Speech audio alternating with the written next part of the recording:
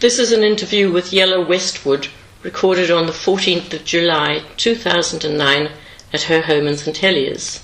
The interviewer is Moira Cook, and this is recorded on folder A. Yella, it's very kind of you to talk to me about your interesting life. Okay.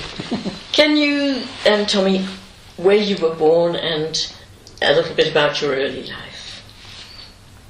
Well, my name is Yella Westwood, as you heard, and I was born on the 19th of December 1914 in what was then Austrian-Hungarian monarchy, and in the household was my elder sister Lottie and my Oma, or grandmama, my mother's mother, and her husband, my father Leo Philip, was already in Sarajevo as I really don't know whether it was a subaltern or what he was in the army, but he had been there for already some months. So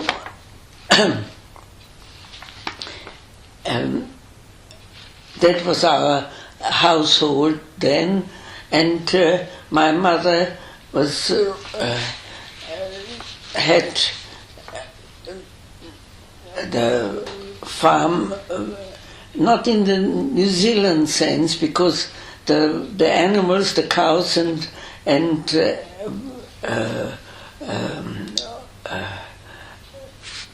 any animals are inside. So we had a big old building that had belonged to my father's family, and I remember as children we were not welcomed by the staff because they thought, well, they would have to keep an eye on us that we don't fall down somewhere into.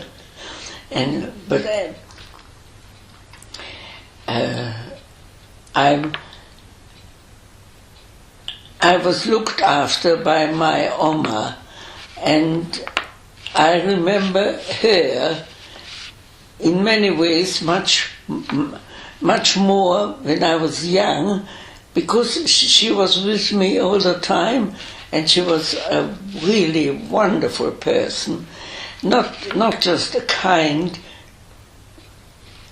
plain person. She wasn't an educated person, but she was intelligent and had so many sayings which I repeat to my children now. So she taught you a lot of your values in life. And the values, yes, and the values have come back manifold, and sometimes I must say I have some ghosts in the back door cupboard.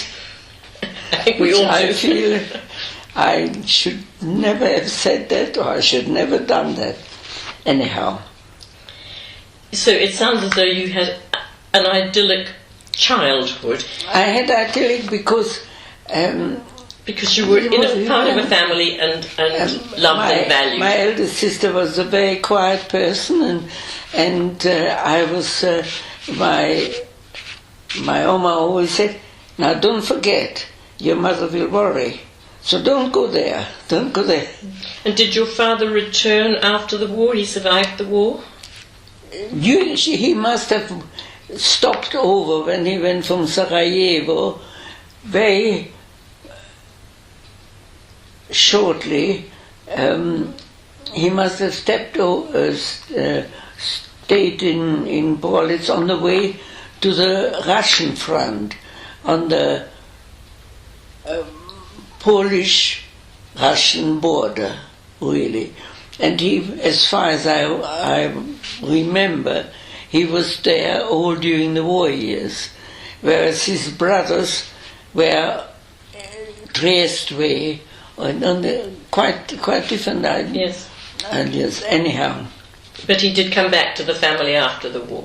After the war, but it was late in 1918 when the war had finished already, because I really couldn't say why, but I remember that there were no trains going, so probably a 4-year-old will just swallow it. Yeah. So he was like a stranger to you when he came home? Oh yes, very much a stranger, very much. And he was a sick man when he came back. Yes, I would think the war takes a lot out of you. Where did you go to school? Did you go to school locally? Yes, I went. My grandparents on the father's side were really German educated, whereas my Oma was dual. She spoke Czech as well as German, whereas my father's parents spoke only German. And they insisted that I went to a German school. So I can't remember that I went to a German kindergarten. I think we didn't have a kindergarten during the war years. So I started school when I was five. And did you celebrate sort of Christmas and birthdays or any special religious festivals? Well, we were Jewish, of the Jewish background, yeah. But not in any way conforming Jewish, because my father was a farmer, and I remember, although his parents didn't like him eating pork, but he loved it. I remember that. And you obviously did well in school. What subjects did you really enjoy? Well, in primary school, I think it was mainly sports that I enjoyed. I was quite good at, let's say, geography, because I had an uncle who was traveling a lot, and we had an atlas at home, and he showed me where I've been, and I said, well, one day I might go there too. But that was as a little child. When I was 10 and my sister was 12, the parents decided that secondary education would be of big advantage. And there was no gymnasium, there was a secondary school, but it was not what in those days would have been classic education. So my elder sister was very quiet and shy to a certain extent, and I wasn't. So they said, Jella should go with Lotte. And we went. It was called a pensionnat, but it was really a boarding school for girls of all ages that were looked after by two what we called aunties, but were two big women who were very strict with us, and they thought we should be brought up as ladies, which I didn't agree with from the word go. So I wasn't a popular member. Rebellious. And what did you like to do in your spare time? Family holidays and things? Well, family holidays, there were always cousins coming. And I remember very well, there was one neighbor who had a boy coming from France, near Paris somewhere. And he must have had polio, I'm not quite sure, but he had one. He couldn't run and he couldn't swim, and he was perhaps a little bit, but his parents had lookout in their big house, and they put to look at the stars. Sort of like an observatory or telescope. Not observatory, just a Telescope. telescope, a big telescope. And of course he spoke French and a little bit of German, but we picked it up and I imitated him a lot. And I wanted to learn about those stars, which of course in Europe in summer are very hanging in a dark sky. And it fascinated me. I remember, and time and again, we were both hauled down from the ladder. And what have you been doing? And I said, we've been looking at the stars. And you wouldn't believe, you know. And I was so enthusiastic that nobody was cross with me. That's good. That's fun. And you were obviously a very successful student, though, because I understand you went on to university. Well, I don't think I was a particularly good student. What interested me, because the school I went to specialized in languages, and we had Latin, of course, and it fascinated me to learn the roots. So when we later had English and German and French, it always fascinated me, and ever since I can't help but thinking, what's the root of it? You know, then you think of bread and brot, etc. Yeah, but I wasn't a good student because I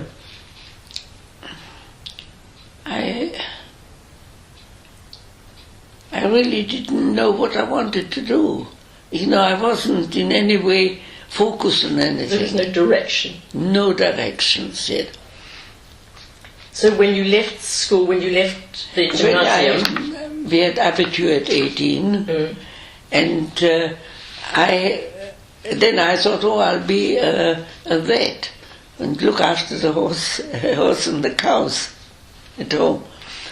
But it must have been the difficult times in Europe in the 20s. So in the end, I was apprenticed to the pharmacist in our town, in Porlitz. He was an old man by then. To me, he was an old man. He always was an old man to me. And but I quite enjoyed living at home and teaching my Oma all sorts of things which I learned even during my secondary school years. She always wanted to learn what I'm learning, and she was encouraging me in so many ways. I remember her always saying, what you learn nobody can take away. Very good advice. You just said that things were difficult in Europe, and obviously they got progressively worse. So your family, having been through one war, must have been concerned about what was going to happen. So how did this affect? I don't think so. I don't remember that. I don't. You know how people in New Zealand remember the Depression times and could remember so clear. I can't remember any true hardships. I mean, we lived simply off the land. We had farm.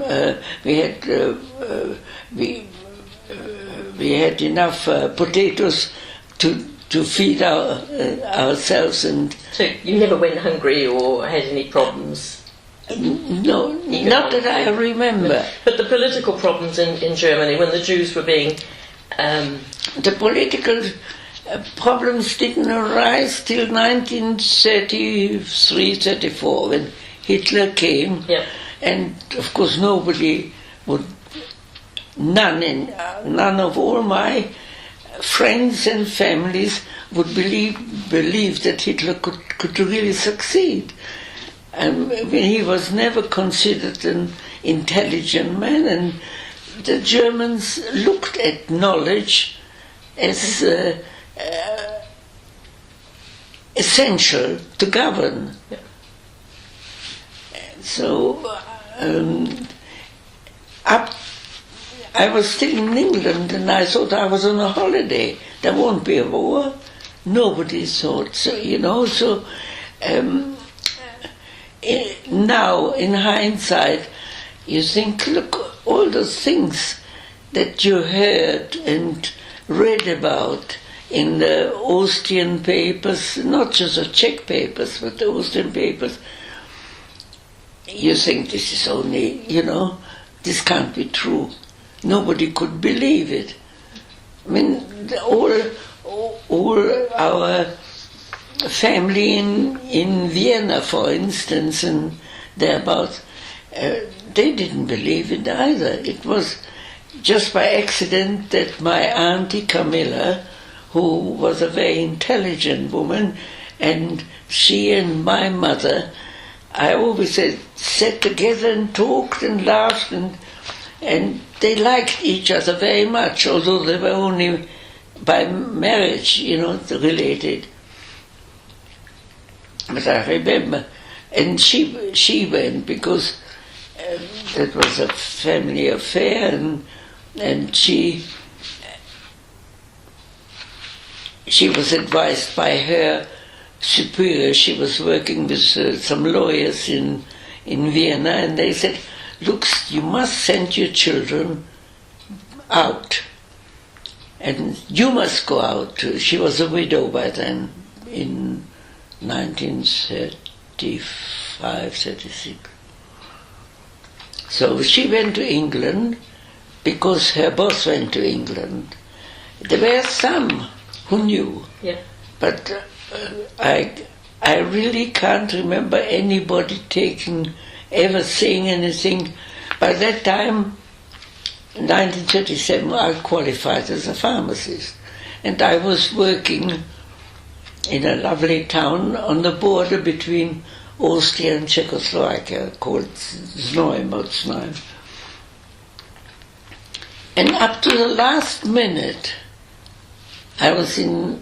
we heard guns going off, and people said that the Austrian, it was German army, Austrian German army coming in, and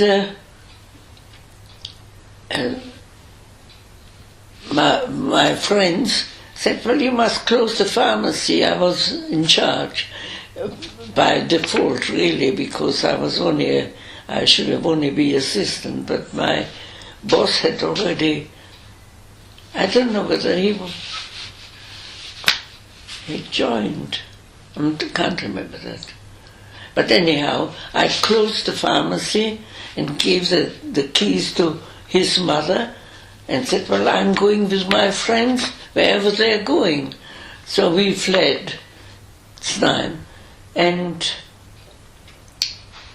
it wasn't very far from my home on the way to Brünn. The others went to Brünn, but I stopped with my mother. My father had left already because it was in 1938 that a German truck would come and collect some Jewish men and take them away. Nobody knew where. So he had friends in Brünn, so he went to Brünn in a hurry and left my mother at home. So I remember the next day I went back to Znaim because I'd left all my things. Only what I stood up in, because I never knew what I should be doing. Anyhow, and when I came back, I could see that there was nobody of our friends around. The Czech friends had left, the German friends suddenly ignored us. So I said, Mama, we have to leave. So she said, oh, well, I'll close up. I said, there's no point in locking up the house. If it's open, they walk in and they won't. So we will find it in good order still. So I said, well, and of course, common sense would have told me, no good going to the railway station and get a train, because on the way there we would be intercepted. So we walked quite a long distance, but we were all used to walking. We didn't have a car ever. And we eventually got a train later on and had to stop over halfway to Bryn. But we got to Bryn, and I said my elder sister had been married, and he had been an engineer specializing in artificial rubber. It was quite new then, in 1935. And they lived in Bratislava. So I remember trying to persuade the parents to go to Bratislava, but they said, well, we don't know anybody there in Brünn, we've got friends. And I remember I applied for a job in a Czech area because for some unknown reason, after I graduated and I was apprenticed to a pharmacist, my parents said, when you take the university, you'll go to the Czech university.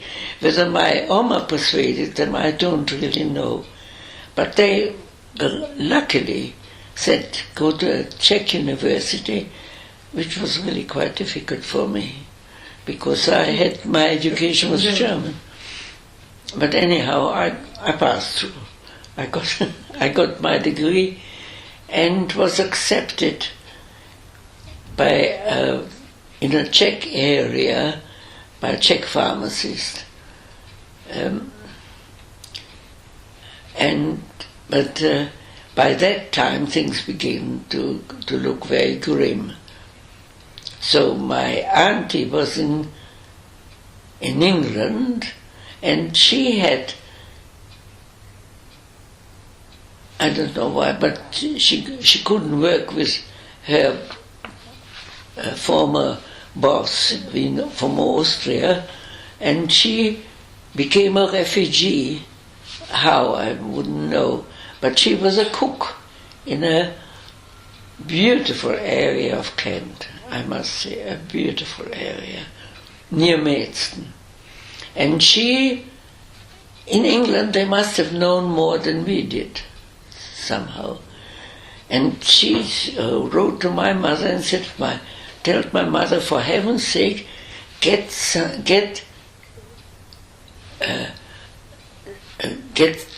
your children out.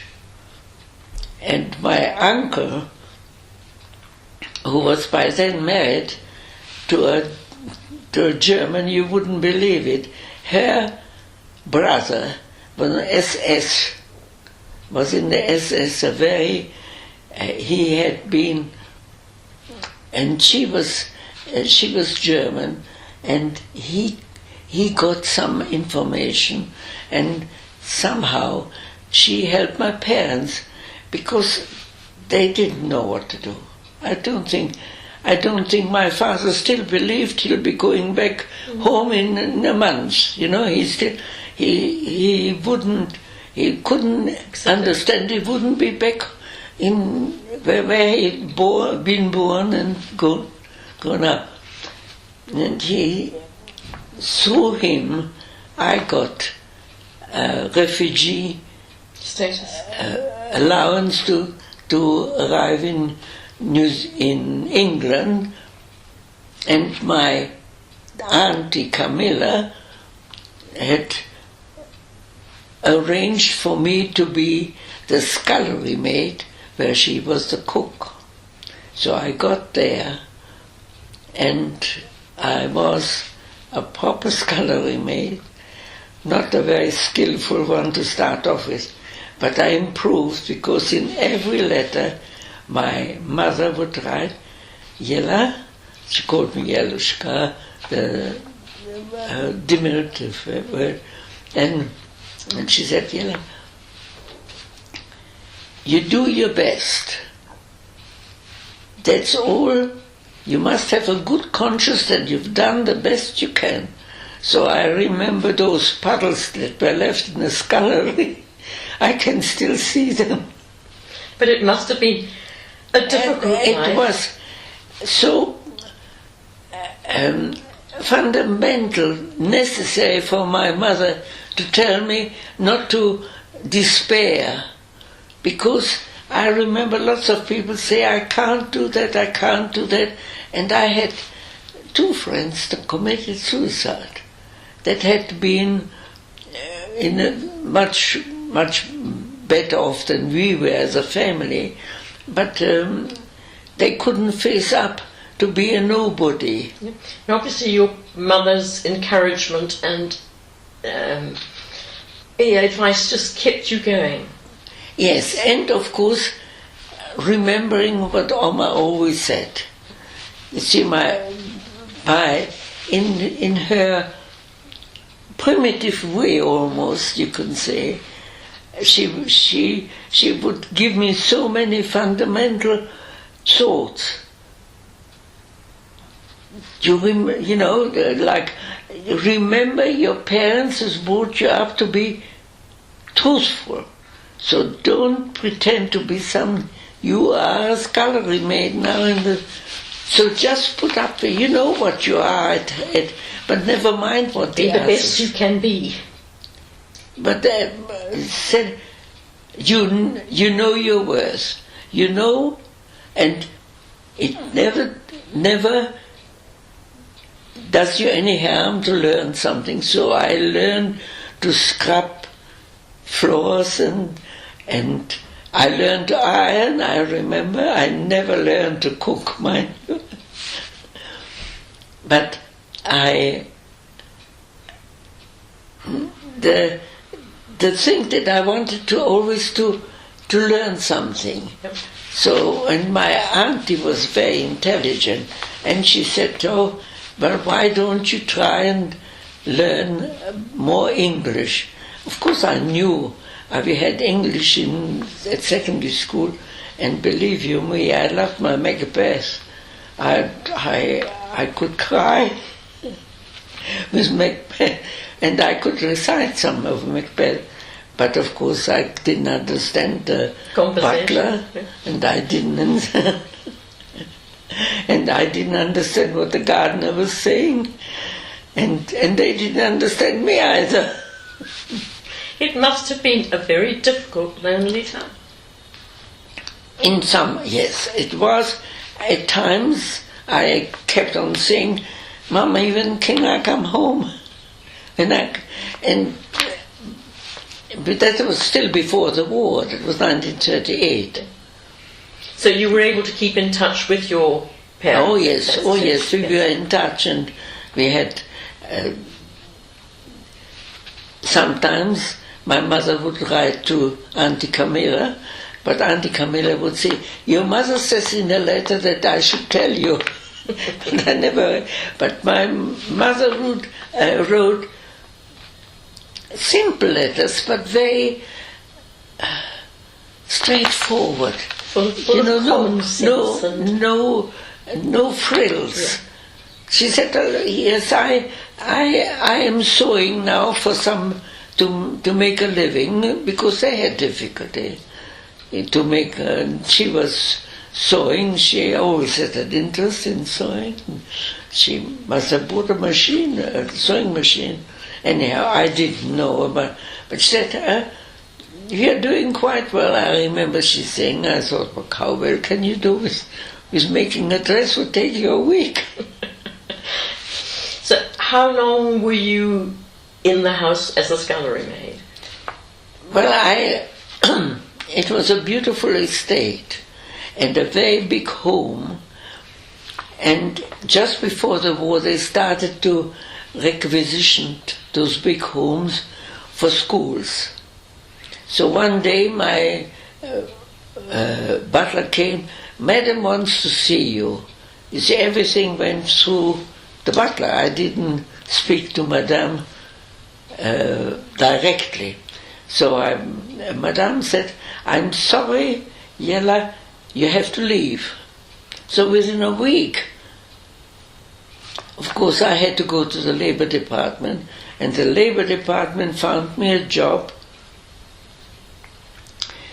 in a small place, I can't remember where it was, where they keep horses, which was so alien to me, the style, the racehorsing, racehorsing area.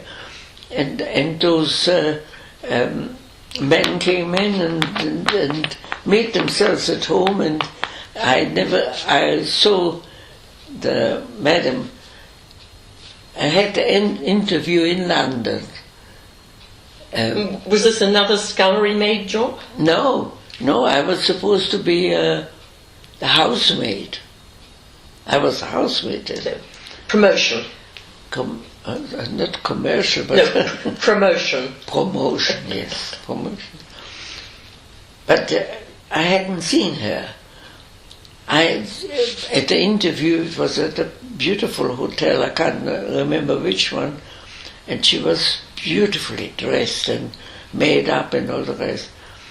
And then I was there only a week, because I was told, Madame has arrived and she expects in the morning to have hot water on a tray. There was still a cook there, and she told me, she was quite nice. She said, "There's a silver tray," and she put it in. And in the morning, about 7 or 8 o'clock, I can't remember the time, you take that upstairs and knock at the door, and when she says, "Come in," then you go in and you put the tray. And I came in, and there were 2 big dogs on the bed with her. And I dropped everything. And I didn't recognize it was her. I mean, she had been so well made up, and suddenly she had, I don't know what, but she looked like an old woman, with the 2 big dogs, which I never heard. Our dogs, well, we had later only 1 dog, but he was never allowed in the house even, not even, just by the kitchen door sometimes. So was that the end of that job? Yes. So I went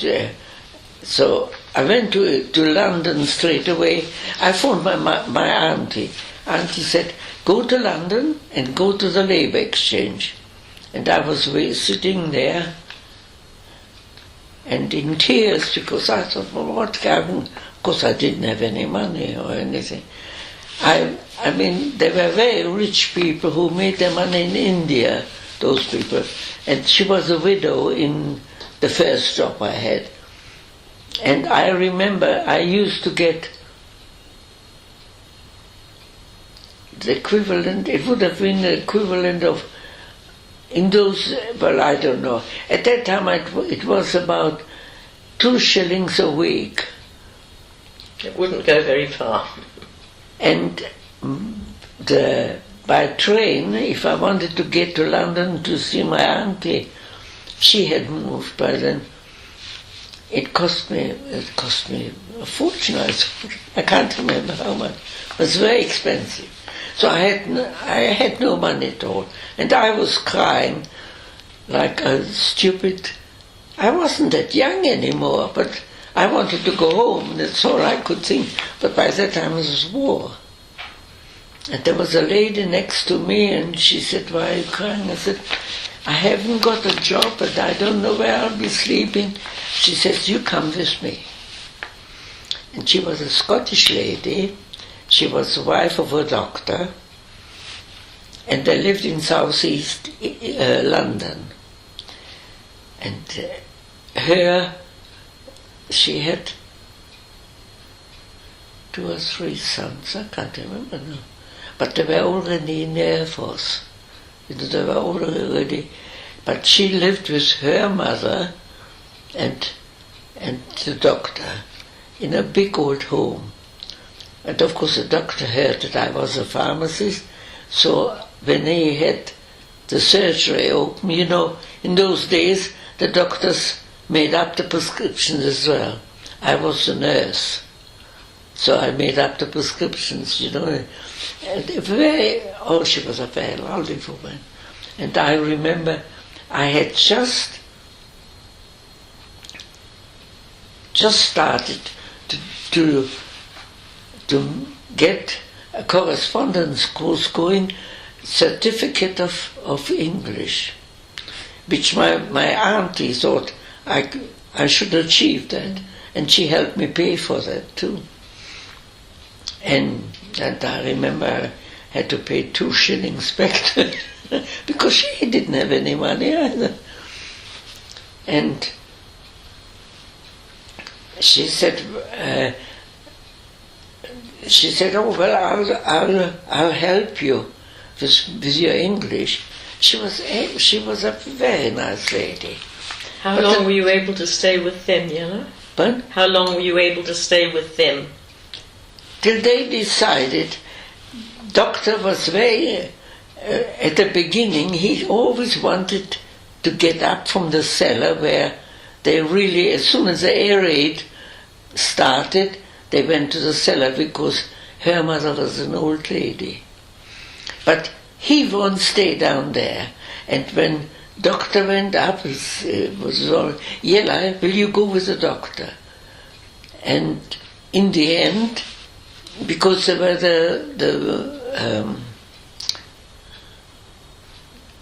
The doodlebugs. What? The doodlebugs. Oh no, not yet. No, so the fighting between the British and the Germans overhead. Yes. And he was interested in that. The Battle of Britain. So they decided, or her family, or their family must have decided it's stupid to stay there and be worried stiff all the time. So they went to Scotland. You see, so I was without a job. Then I had to go to the Labour Department. The Labour Department said, "Well, you'll have to go up north to a place called Oldham near Manchester, and you'll be employed they teach you to make army blankets." Of course I had no clue, never been in a factory in my life. So when I heard the noise, I was there for a week because the noise of an old machine. And finally, but when I think back, I have met the kindest people, and the ones that opened my eyes more than anybody else, they were the poor people of Lancashire, mainly women, and my machine forever broke down because I couldn't do a thing right, and they would always stop the machines and help me. And I thought, well, those people, they earned less then, because they were paid by how much they produced. Yep, piecework. I remember them to this day. I thought it was wonderful that people should forgo their, they had the family to feed too. And their husbands were in the army or so I remember them with, with really fondness and gratitude. Would I ever be able to do that sort of thing? Could I ever do that? But anyhow, then of course Manchester was burning, and there, while we were in Oldham, there were might have been 10, 12 Czech people who were in similar straits. But we all heard there was a lady who would help refugees. And through her, I think, one of them found out that on Sunday afternoon there was a free concert at Manchester Hall. Oh, that was our savings. I'm sure we all saved our money to get the bus to Manchester and have that concert. And what was it? The conductor was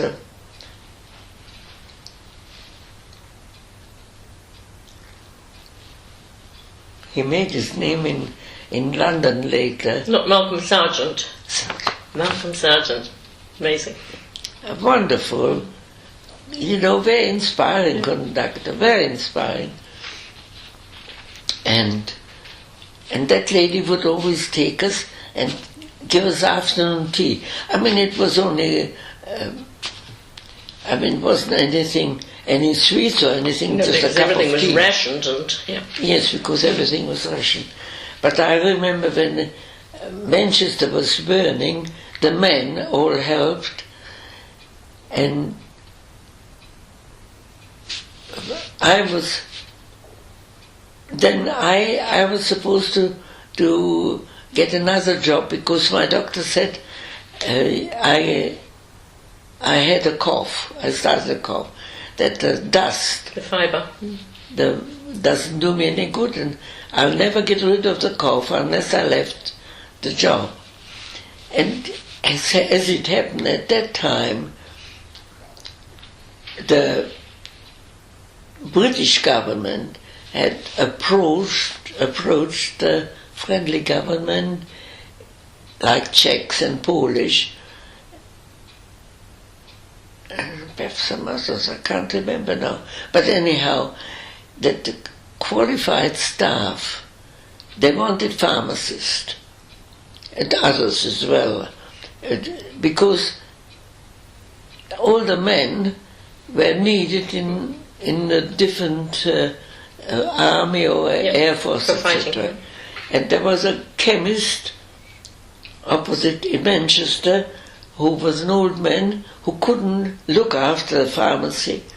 So anyhow, to cut a long story short, the Czech government found me and said they will lend me the money to take the course, mainly to sit the exams.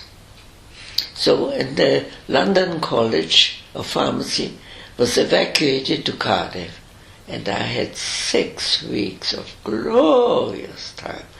Not only didn't I have to worry about work, because there was a Czech lady who had qualified and had quite a lot of money and just thought she would qualify again, because she had a daughter and son, and both were in private schools in England, so you can imagine. Yes. And she said, "Oh, Yella, would you coach me?" And I said, "Yes." She said, "Oh, but I must pay you." And I said, "Oh, whatever you think." I didn't say no, Bill. So she gave me enough money that I could comfortably live in Cardiff. I coached her, and it wasn't really difficult time because they were so good to us, all of them, the laboratory staff, we had a wonderful time. But you had to sit the exams too. But I had to sit, yes. We all had. There were quite a few Czech chemists. There was also highly Polish, might have been a colonel for all I know, really, with all his, always in uniform.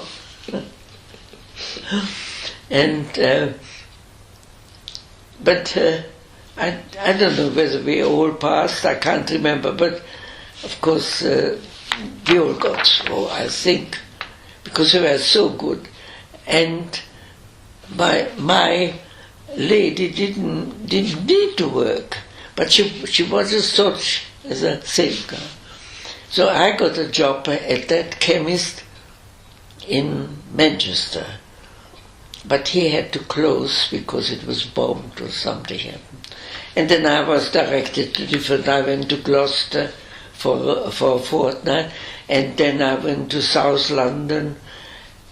You know, it was the Labour Department would say, well, there's somebody needs you in Gloucester, but only an assistant. You know, you were never in charge apart some boots shops. Yep. The boots shops, there were so many, and I had a friend, and one day she was in South London, the next day she was in Hendon, you know, and because she had been trained through boots. So your education in Czechoslovakia stood you in really good stead. Yes, yes, because the Czech government didn't contact the ones that qualified, because there was a friend in London, really, who was from Czechoslovakia, but his father had a pharmacy in a German area, and he went to the German the university, so he wasn't contacted, so he couldn't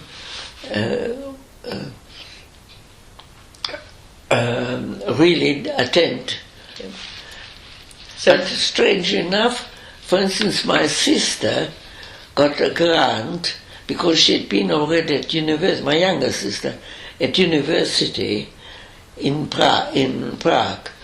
And the Czech government said that she could go to university. Unfortunately, that was in Liverpool. And by that time, she was married to an Englishman. But he had been a conscientious objector, and although he was in the army in Burma or somewhere in the east, you know, she went to Liverpool, but of course we all, myself, the same. My sister was the same in that respect. We couldn't live in a squalid area. So, for instance, I remember I spent half my salary on paying for the room. So there wasn't much left. Yes, so you could be comfortable. And unfortunately, she had, must have said, I've never been to Liverpool because I had to work.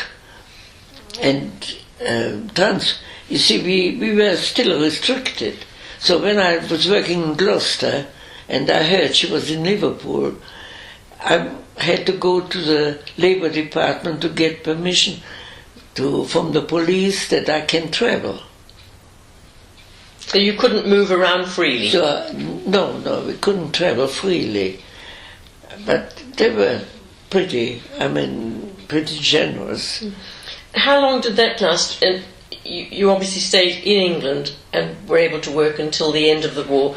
And at the end of the war, were all these restrictions lifted? Yes. Yes. But in my case it was different because after I worked in a pharmacy, the chap who was employed there was invalided out, so I was out of job. And I remember by that time we sort of was thinking in terms of going home. You know, it was the end of the war, really. And I remember my auntie said, oh, well, I won't be looking for a job in a pharmacy because I won't earn enough money. She said, look, your mother will never... At that time we didn't have contact with the parents, so we didn't know what's happened. But your mother will never agree to that, and I can't agree to that either. Now you must think, if you're going home, that you can prove that you worked in a first-class pharmacy. So I had a pharmacy that I knew of. And she said, oh, well, you'll apply to Allen Hamburys. And I applied and I got the job. Oh, dreadful pay. But I said it won't be long. At the same time, that pharmacist, the German one, approached me and said, Jella, if the war ends and you can go home, will you run my father's pharmacy? Oh, yes, I was all ready to go home, and then I went my husband. I was at that time in a penicillin department. Penicillin was new, and how I got the job, I really don't know. I really don't know. But anyhow, I had the job, and in that time, the Commonwealth pharmacist came to London, and there was once or perhaps twice a week that there would be a group looking what pharmacists do in London. And here I was gowned and everything else, and there would be some French and quite a lot of Australians and Canadians, all in uniform still. And Hugh Westwood was one of the few in civil clothes. And I had no clue who was who, of course. But they would look at me when all big gloves and what I was doing. I can't see for the life of me that I could have learned much, but anyhow. And afterwards, they generally had a cup of tea with us, you know. And Hugh approached me and he said, oh, what are you doing? At that time, I had joined a wonderful organization called Holiday Fellowship. We were always keen on walking. And how I got to know them, I really can't remember. But he said, we all meet, so somebody said, if you are at the underground station in Hendon at 9 o'clock on a Sunday morning, we'll tell you where we're going. And by that time it was, I could travel, you know. I had to inform the London, generally I would say I'm going with Holiday Fellowship. He said that'll be all right from the police. And we would go to the suburbs, outer suburbs of London, and we would ramble. And you know how they all like to have a beer and a sandwich in a pub. And I never took to beer. and I would, sometimes I would have a shandy.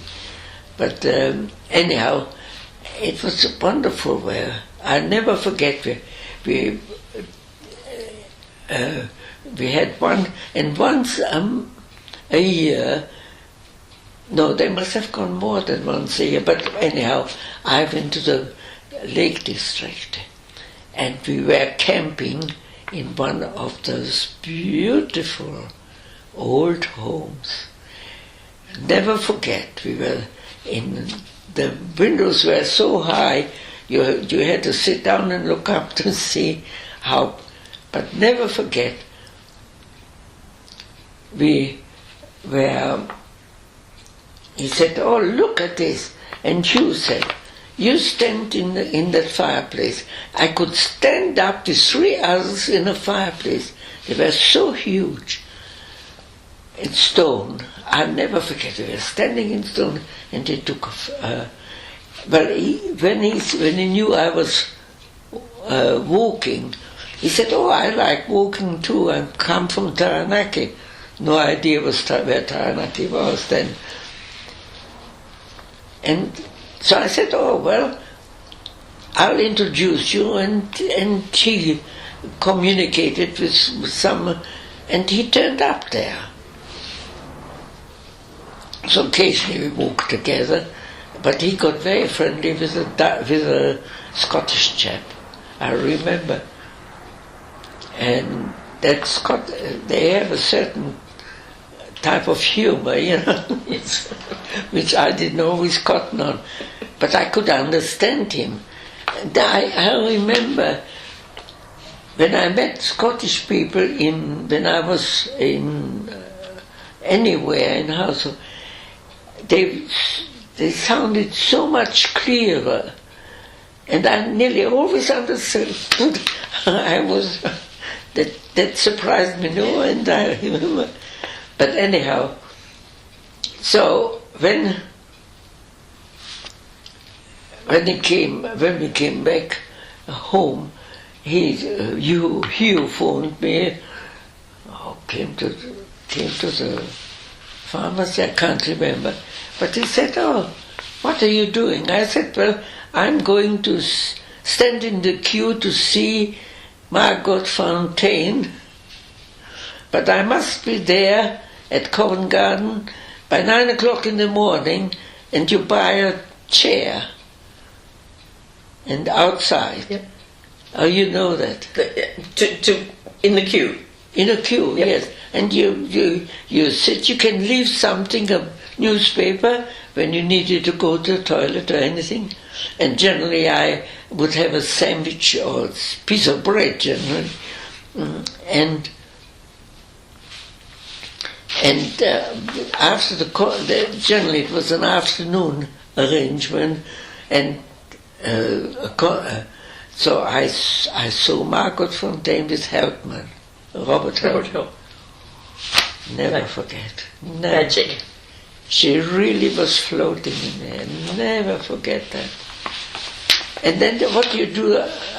So Hugh said, "What do you do afterwards?" I said, "Well, that's the only day that I go to Lyons, and I don't need any coupons to have they called it salad. And you could eat as many beetroots and lettuce and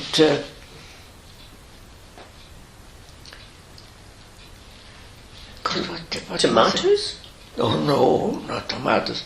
No, it was white, like turnips. Turnips. Oh, I filled myself. That's when I had a full meal. So he must have met me there.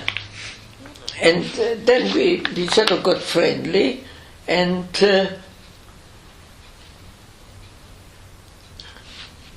then he went, I think he had really come to England to see his brother getting married.